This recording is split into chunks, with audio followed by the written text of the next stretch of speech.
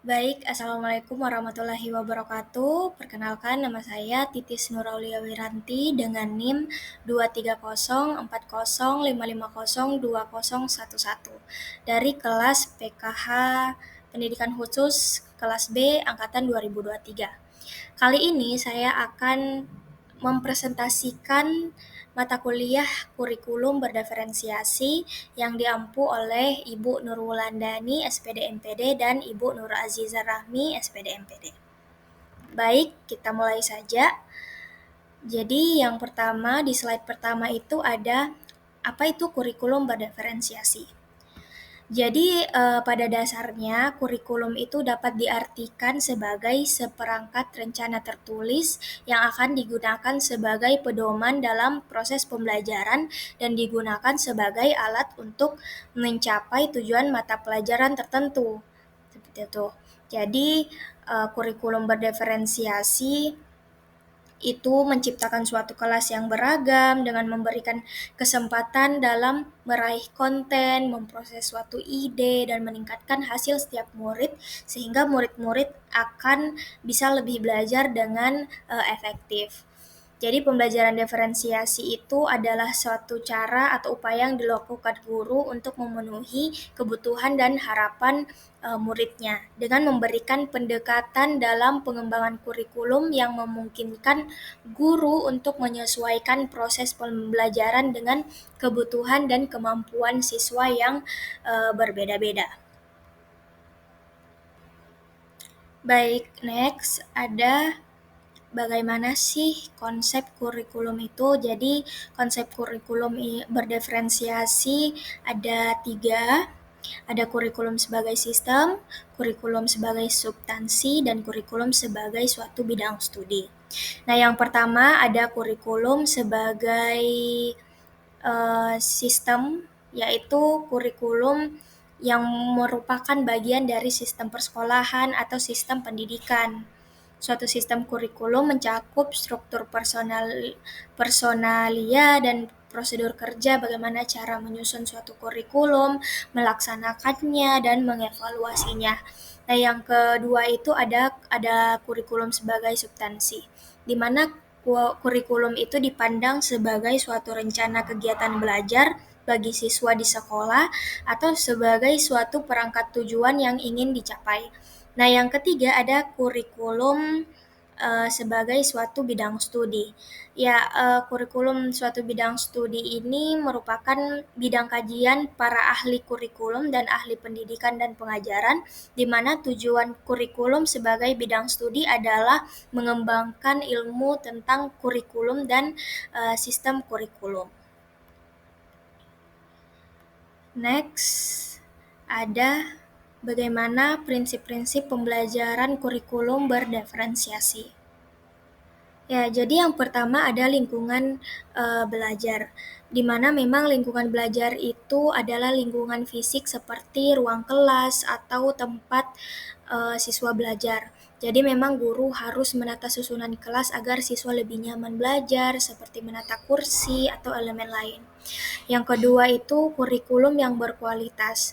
Jadi kurikulum yang baik harus memiliki tujuan pembelajaran khusus yang memang dapat digunakan guru sebagai peta jalan atau membantu siswa mencapai tujuan akademiknya. Nah, yang ketiga ada asesmen berkelanjutan. Nah, sebelum materi pembelajaran disampaikan, pengajar melakukan evaluasi sebagai langkah awal dalam proses pembelajaran.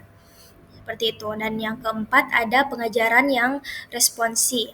Jadi pengajaran yang responsif itu adalah suatu penilaian akhir dalam setiap pembelajaran, memungkinkan guru untuk menemukan kekurangan dalam membimbing siswanya. Dan yang kelima ada kepemimpinan dan rutinitas di kelas. Seorang guru yang baik harus bisa mengelola kelas secara efektif. Nah, di sini kepemimpinan disebut sebagai teknik bagi guru untuk membimbing siswa agar mereka dapat mematuhi pelajaran dan norma yang telah diterapkan.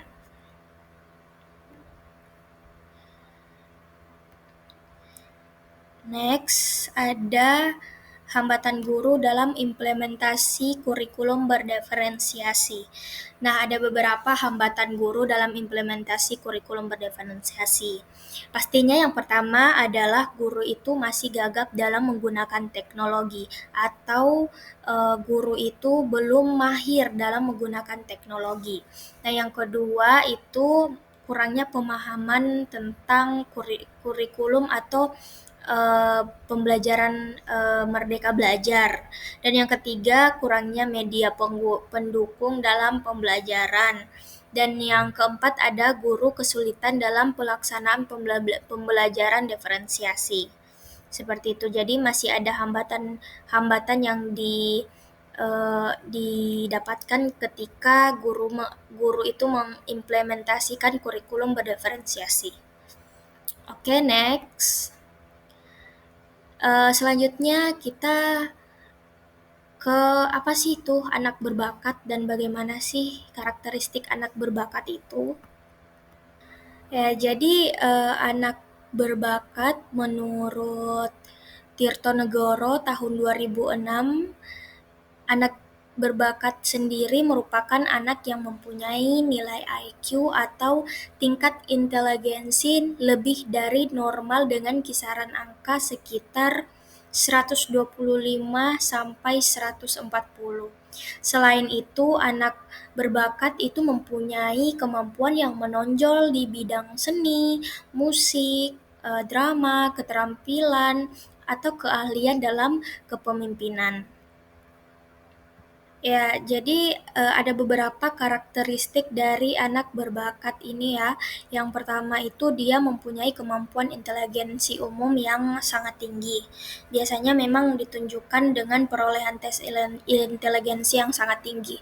Kemudian ada bakat istimewa dalam bidang tertentu, kreativitas yang tinggi dalam berpikir, mempunyai kemampuan kepemimpinan yang menonjol, dan mereka memiliki prestasi-prestasi istimewa dalam bidang seni atau bidang-bidang yang lain. Contohnya seperti melukis, tari, drama, atau seni musik. Next, ada layanan sekolah dalam mengembangkan kreativitas anak.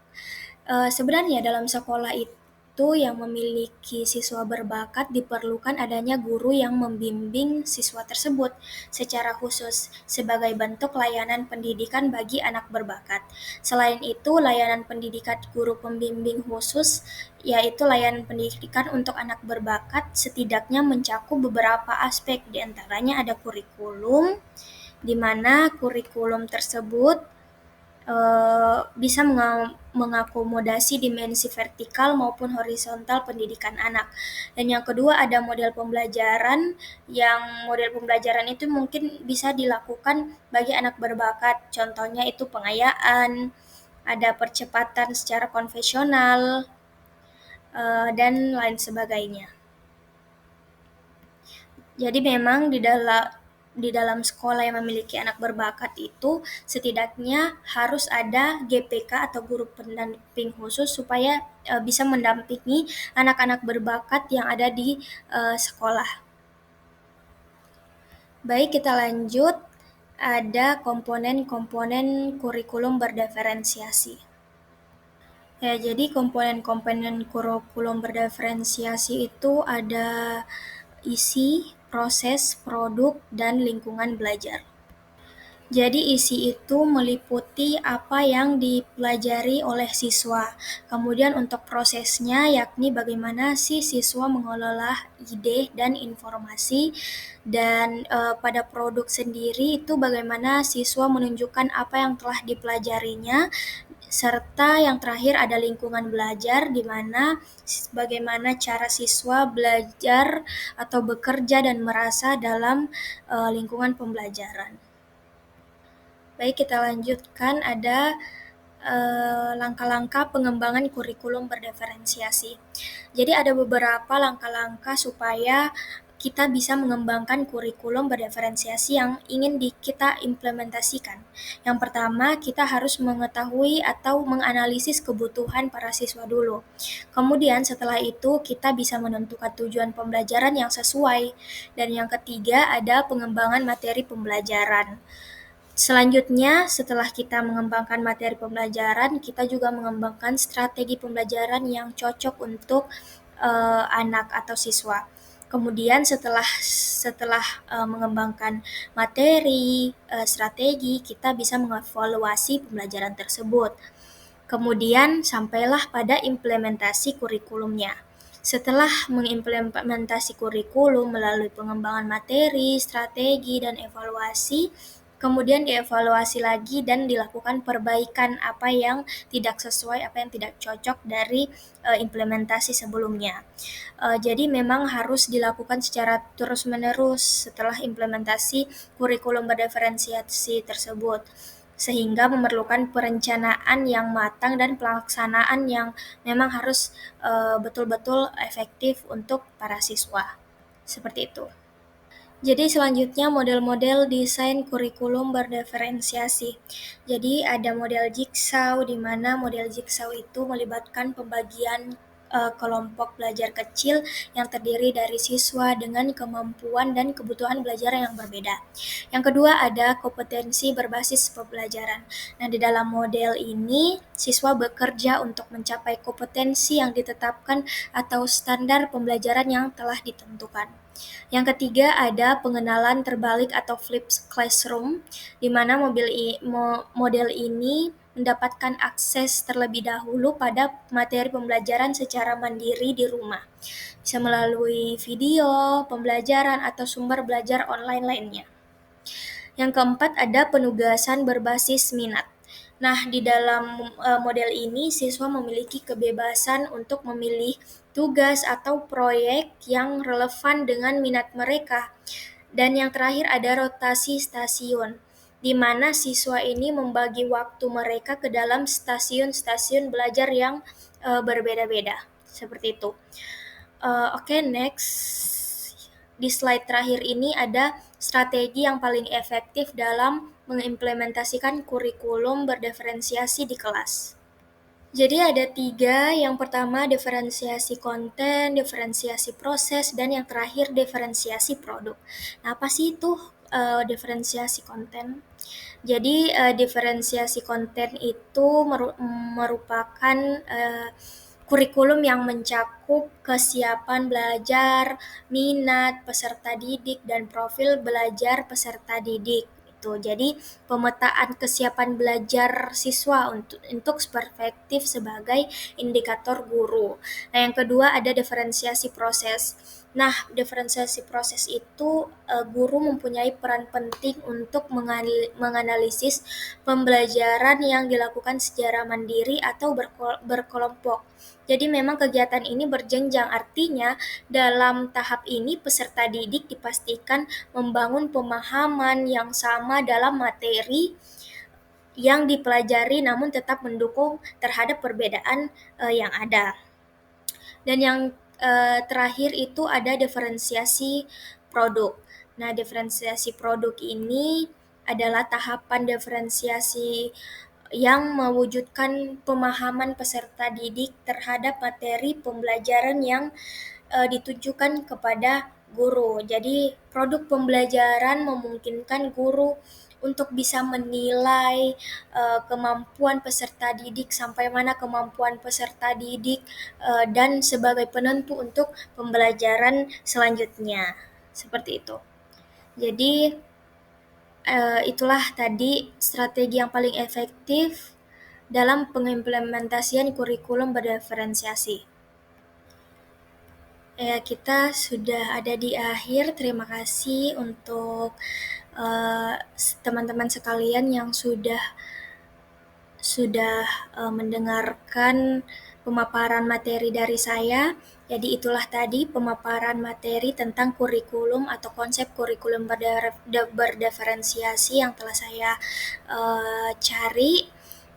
Terima kasih, mohon maaf jika ada kesalahan kata. Wabillahi taufiq wal hidayah. Wassalamualaikum warahmatullahi wabarakatuh.